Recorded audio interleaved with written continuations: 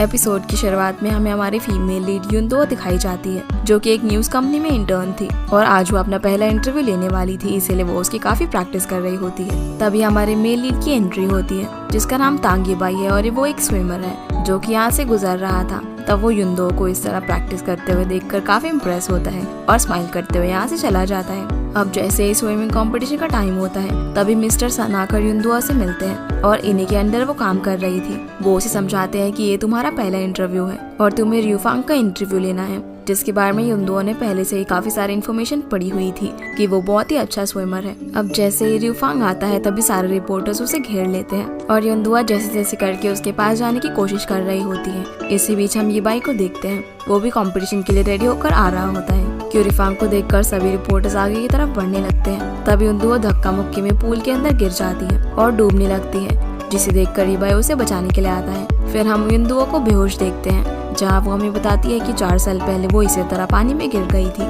तब उसे किसी ने बचाया था, लेकिन वो कौन है उसे इसके बारे में नहीं पता, पर वो उसे अपना मर्मेड प्रिंस मानती है, इसलिए वो उसे ढूंढना चाहती है। अब जैसे ही युनदो को होश आता है, तो वो अपने सामने ईबाई को देखती है, जो उसे बताता है कि तुम पूल में गिर गई थी तो मैं ही तुम्हें यहाँ पर लेकर आया हूँ, जिसके लिए वो उसे थैंक्स बोलती है और उसे बोलती है कि तुम तो कंपटीशन के कंटेस्टेंट हो, तो अगर तुमने मुझे बचाया तो तुम्हारे कंपटीशन का क्या हुआ। जिस पर ईबाई उसे बताता है कि कंपटीशन 1 घंटे के लिए पोस्टपोन हो गया है। फिर वो उससे पूछता है कि क्या तुम एक रिपोर्टर हो, जिस पर युनदो हाँ बोलती है। तो ईबाई उससे पूछता है कि क्या तुम मेरा इंटरव्यू नहीं लोगी।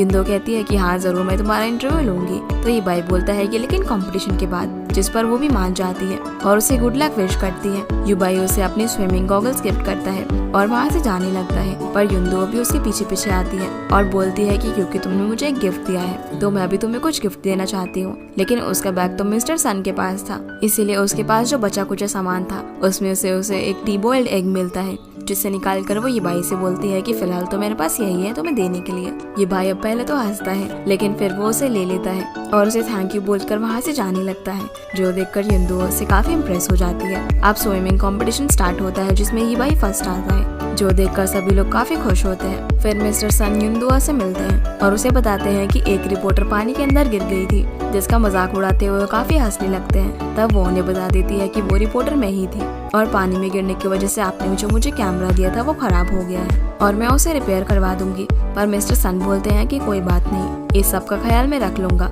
लेकिन तुम मुझे ये बताओ कि तुमने र्यूफांग का इंटरव्यू लिया कि नहीं। जिस पर वो मना कर देती है। तो वो बोलते हैं कि तुम्हें पता भी है कि ये इंटरव्यू तुम्हारे लिए कितना मायने रखता है, इसीलिए युनदो अब र्यूफांग को ढूंढने के लिए कैंपस में जाती है। दूसरी तरफ हम ईबाई को देखते हैं, जो युनदो के दिए हुए गिफ्ट को देखकर स्माइल कर रहा होता है। तभी वहाँ पर र्यूफांग आ जाता है, जो उससे पूछने लगता है कि ये तुम्हें किसने दिया। तो ईबाई कहता है कि एक फ्रेंड ने, जो सुनकर र्यूफांग कहता है कि जरूर कोई लड़की होगी। पर ईबाई ये बोलकर यहाँ से चला जाता है कि तुम्हें ये जानने की जरूरत नहीं है। लेकिन उसके दोस्त फिर भी उसके पीछे पीछे आता है और उसे बार बार पूछने की कोशिश करते हैं। इधर युनदो ईबाई के बारे में ही सोच रही थी और उसने जिस तरीके से कंपटीशन जीता वो उसकी एक्टिंग कर रही होती है। तभी वहाँ पर ईबाई और उसके दोस्त पहुँच जाते हैं, जो उसे ऐसा करते हुए देखकर हंसने लगते हैं। र्यूफांग अब युनदो के पास आकर कहता है कि क्या तुम एक रिपोर्टर हो और तुम मेरा इंटरव्यू लेने के लिए आई हो, जिस पर वो हाँ बोलती है। फिर वो उससे पूछता है कि तुम्हें मेरा ऑटोग्राफ भी चाहिए है ना।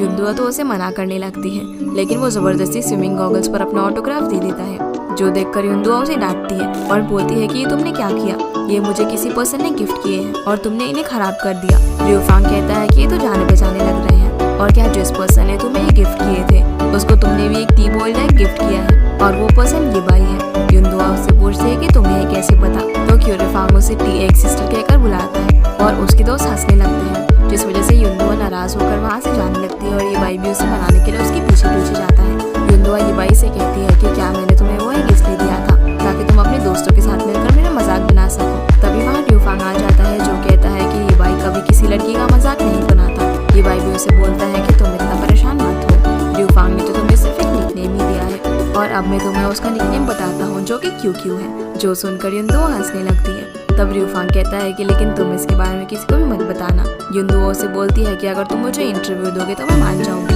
पर र्यूफांग मना करने लगता है। तो युनदो कहती है कि अगर तुम मुझे इंटरव्यू नहीं दोगे तो मैं एक रिपोर्टर हूँ और तुम्हारा निकनेम न्यूज़पेपर में छाप दूंगी। जो सुनकर वो उसे इंटरव्यू देने के लिए मान जाता है, पर तभी वहाँ उनकी हेड कोच मिस युआन आ जाती है, जो कि र्यूफांग को बुलाने लगती है, लेकिन वो वहाँ से भाग जाता है। ईबाई यहाँ पर युनदो को बोलता है कि अगली बार मैं तुम्हें उसका इंटरव्यू जरूर दिलवा दूंगा। ये बोलकर वो यहाँ से चला जाता है, पर युनदुओ उसके पीछे जाकर उससे पूछते हैं कि तुमने मुझे गॉगल्स क्यों गिफ्ट किए। तब ये बाई उसके क्लोज आ जाता है और उसे बताता है कि इतने सालों में तुम मेरी फर्स्ट इंटरव्यूअर हो, इसीलिए मैंने तुम्हें गॉगल्स गिफ्ट किए हैं। ये बोलकर वो यहाँ से चला जाता है और युनदुओ स्माइल करने लगती है। यहाँ से जाने के बाद युनदुओ ये बाई के बारे में काफी रिसर्च करती है। तभी मिस्टर सन उसके पास आकर पूछते हैं कि क्या तुमने रिफांग का इंटरव्यू लिया, जिस पर वो मना कर देती है और पूछती है कि क्या हम ये बाई का इंटरव्यू नहीं ले सकते। मिस्टर सन बोलते हैं कि वो तो एक छोटा सा कॉम्पिटिटर है और उसके बारे में कोई भी नहीं जानता। तो युनदुओ बोलती है कि इसीलिए तो हमें उसका इंटरव्यू लेना चाहिए ताकि लोग उसके बारे में जाने। पर मिस्टर सन उसे स्विमिंग के 4 सबसे बड़े खिलाड़ियों के बारे में बताते हैं और बोलते हैं कि तुम्हें इन सबका इंटरव्यू लेना है, जिनमें से एक रिफांग भी था। अभी भी युनदुओ मिस्टर सन को ये बाई का इंटरव्यू लेने के लिए मनाने लगती है। आपको नहीं पता कि ये बाई कितना फेमस स्विमर है, मैंने उसके बारे में रिसर्च किया है। उसने गोल्ड मेडल भी जीता है और वो ओयंग से भी काफी बेटर है।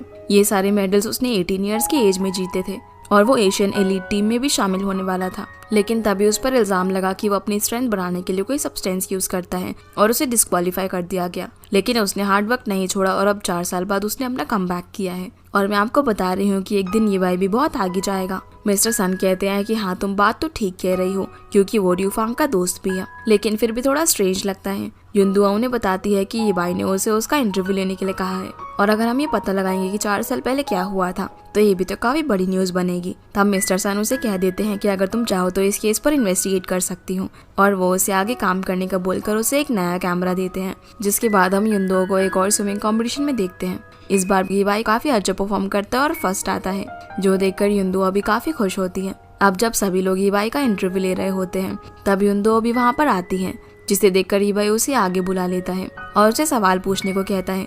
इससे पहले कि वो कुछ बोल पाती, एक दूसरा रिपोर्टर ये बाई से पूछने लगता है कि 4 साल पहले क्या हुआ था, क्या आप पर ड्रग्स का इल्जाम लगा था, तो क्या आप इस बारे में हमें एक्सप्लेन कर सकते हैं। युनदुओ उस रिपोर्टर को बोलती है कि आप ये कैसे बोल सकते हैं, क्या आपके पास इसका कोई सबूत है। यहाँ इन दोनों में काफी आर्ग्यूमेंट हो जाती है और युनदुओ ये बाई के लिए काफी अच्छा स्टैंड लेती है, जो देखकर वो भी काफी खुश हो रहा था और बताता है कि हाँ ये सच है कि टेस्ट करने पर मेरी बॉडी ड्रग पॉजिटिव पाई गई थी, लेकिन मैंने कोई भी ड्रग्स यूज नहीं किया था। युनदुओ भी अब ये बाई के बारे में सवाल करने से सभी लोगों को टोकती है, क्योंकि इसका किसी के पास भी कोई एविडेंस नहीं था। तभी कोच वो आकर ये बाई को यहाँ से लेकर चले जाते हैं, जिसके बाद ये बाई युनदुओ को उसके लिए स्टैंड लेने के लिए थैंक्स बोलता है। तभी रिफांग और उसके दोस्त भी आकर युनदुओ को थैंक्स बोलते हैं। अब जब वो यहाँ से जा रही होती है तब मिस्टर सन युनदुओ को डांटने लगते हैं कि तुम्हारा काम रिपोर्टिंग करना है, ना कि किसी के खिलाफ स्टैंड लेना। ऐसा करने से हमें कंपनी से निकाला भी जा सकता है। युनदुओ बोलती है कि लेकिन वो लोग बिना किसी सबूत की बाई पर इल्जाम लगा रहे थे, जो मुझसे देखा नहीं गया।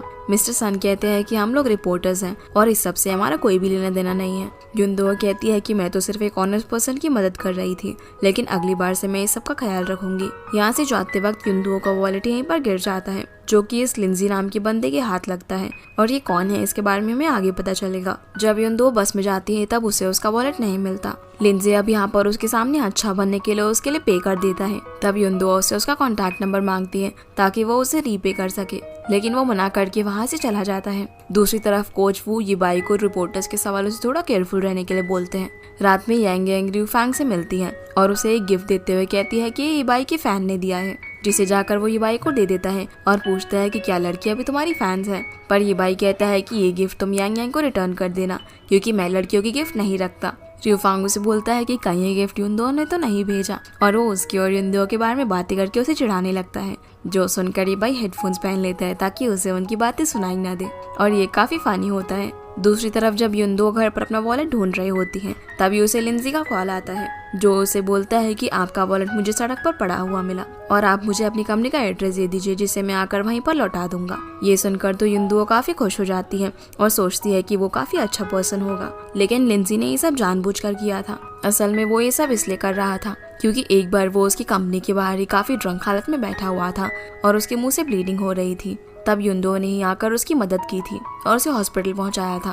फिर हम ये बाई को प्रैक्टिस करता हुआ देखते हैं, जहां उसके नी में काफी पेन होने लगता है क्योंकि उसे एक बार वहां पर इंजरी हुई थी, जहां उसका टीममेट उसकी काफी मदद करता है। अगले दिन लिंजी युनदुओ का वॉलेट रिटर्न करने के लिए उसके ऑफिस जाता है, जिसके लिए युनदुओ उसे थैंक यू बोलती है क्योंकि उसने उसकी 2 बार मदद की थी। इसीलिए वो उसे रीपे करने के लिए लंच पर चलने के लिए बोलती है, पर लिंजी ये कहकर मना कर देता है कि वो बिजी है और यहाँ से चला जाता है। जिसके बाद युनदुओ को उसके बॉस बुलाते हैं और उसे कल के इंसिडेंट की वजह से काफी डांटने लगते हैं। वो उसे बोलते हैं कि अभी तो तुम सिर्फ एक इंटर्न हो और तुम जानती भी हो कि तुमने क्या किया है। युनदो बोलती है कि लेकिन मैंने तो सिर्फ वही कुछ कहा है जो कि सच था।